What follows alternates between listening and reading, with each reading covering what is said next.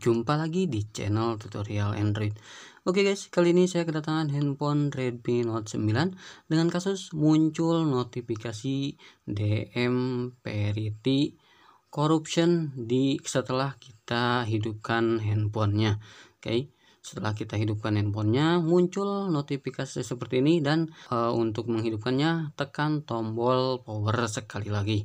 Seperti ini ya, kita hidupkan handphone Redmi Note 9 nya muncul notifikasi seperti ini, kita tekan tombol on off maka handphone baru bisa booting kembali.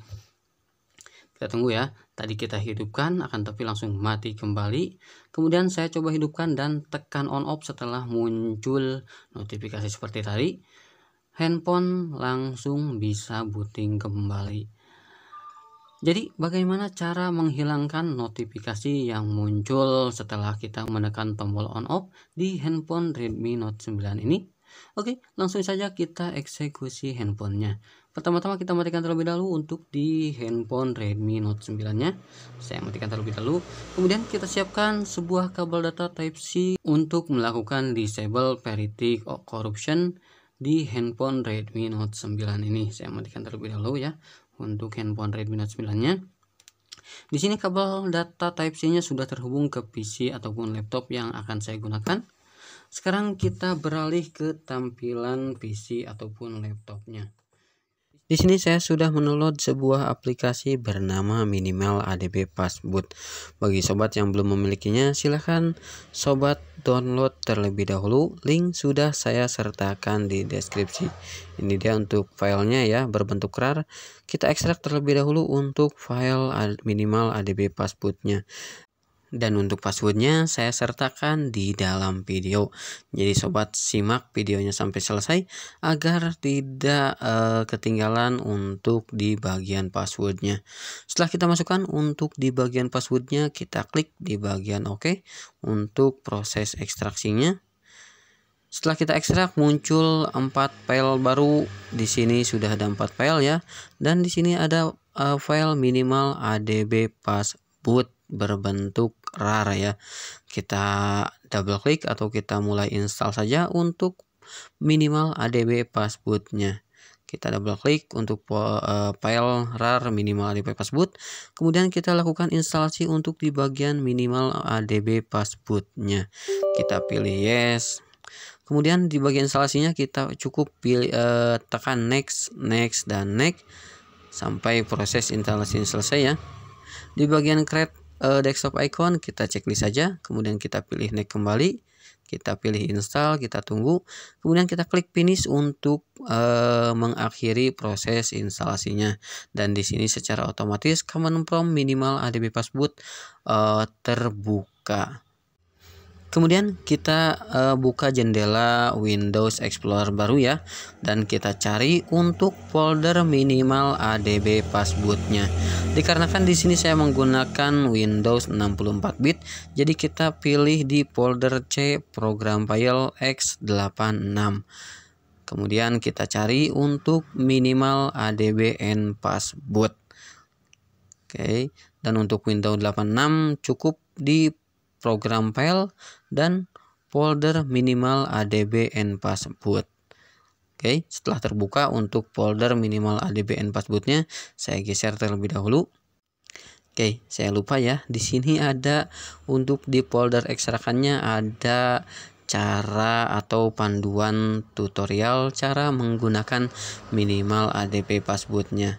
Oke, di sini untuk tahapan pertamanya kita melakukan instalasi Minimal ADB Passbootnya. Kemudian di bagian keduanya atau step keduanya copy paste file pb meta ke folder Minimal ADB Passboot. Saya copy ya untuk file pb metanya. Kemudian saya paste di folder Minimal ADB Passboot yang sudah kita buka tadi. Setelah kita lakukan copy paste untuk file pb metanya, saya close dulu ya agar tidak tidak menghalangi. Saya close dulu ya untuk folder ekstrak filenya. Saya geser untuk folder minimal ADB passwordnya. Kemudian kita lihat kembali untuk cara atau panduan penggunaan minimal ADB passwordnya. Di sini kita sudah menginstal untuk minimal ADB password dan sudah mengkopikan file pb metanya. Kemudian step ketiganya kita masukkan handphone ke mode password. Kemudian colokan handphone yang sudah masuk ke mode password ke PC ataupun laptopnya. Oke, kita bergabung ke tampilan handphonenya. Kita masuk ke mode password dengan cara menekan tombol volume min atau tombol volume bawah dan tombol on off secara bersamaan. Oke, saya coba tekan terus. Kita coba tekan kembali. Kita tunggu. Di sini sudah masuk untuk mode passwordnya. Sekarang kita colokkan handphone ke kabel data yang sudah terhubung ke PC ataupun laptopnya. Kemudian langkah berikutnya kita ketikkan perintah password device di command prompt minimal ADB password, atau kita kopikan ya, kita copy kemudian kita paste dengan klik kanan di command prompt kemudian kita enter, dan di sini sudah terdeteksi untuk device-nya. Oke, kemudian kita lanjut ke step berikutnya. Kita ketikkan untuk perintah berikutnya atau kita copy kembali untuk perintah selanjutnya. Dan ini perintah eksekusi ya. Perintahnya saya copy. Kemudian saya pastekan di command prompt, klik kanan. Oke, saya cek klik kanan dan sudah terpaste secara otomatis, sudah terisi ya. Kemudian kita tekan enter untuk memulai prosesnya. Oke, di sini prosesnya sudah sukses ya. Kemudian kita ketikkan perintah berikutnya yaitu password reboot, atau kita ketikkan atau kita kopikan saja. Saya kopikan, kemudian saya pastikan perintahnya di command prompt, kemudian kita enter dan secara otomatis handphone akan restart. Oke, di sini handphone sudah restart ya. Kita tunggu apakah masih muncul tampilan notifikasi DM Verify Corruption yang tadi muncul ketika handphone dihidupkan.